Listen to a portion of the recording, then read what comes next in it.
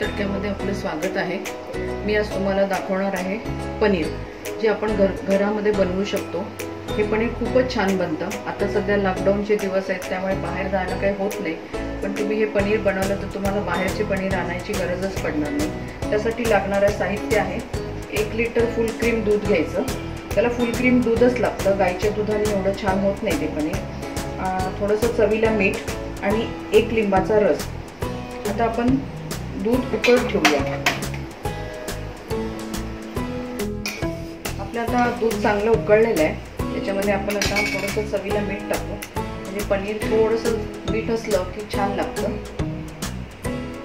दुधात मीठ टाकल्याने आपला असा समज असतो की दूध नासतं, पण तसं काही होत नाही, पण पनीरला एक छान चव येते। आणि आता आपण हा 1 लिंबाचा रस घेतलेला आहे, त्याच्यामध्ये थोडंसं पाणी घालूया।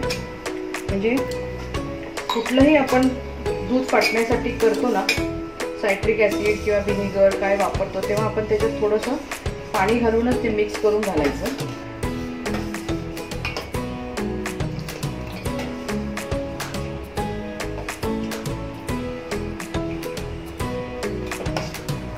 हे दूध चांगलं फाटत आलेलं आहे।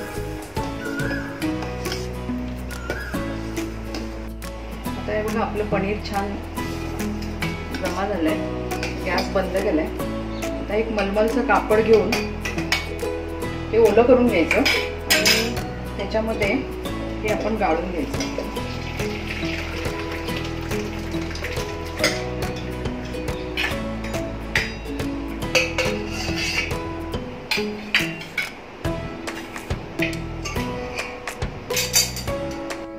आपण आता त्याच्यावर थोडं साधं पाणी घालूया, म्हणजे जो आंबटपणा असेल तो निघून जाईल। छान असं गोळा करून त्याच्यावरती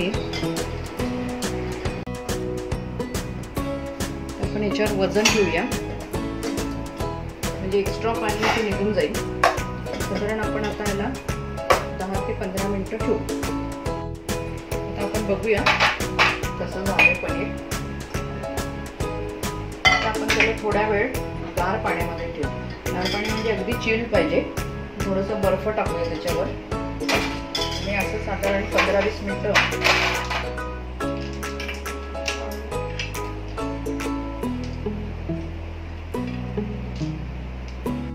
आपलं आता पनीर झालं असेल। आपण आता बघूया।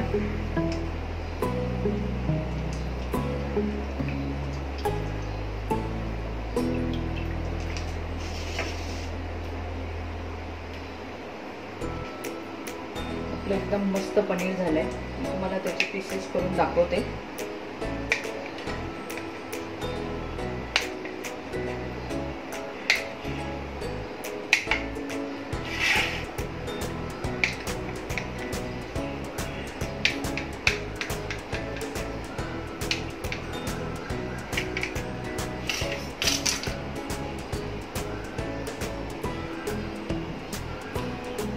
हे बघा, आतून एकदम मस्त बाजारासारखं पनीर झालेलं आहे।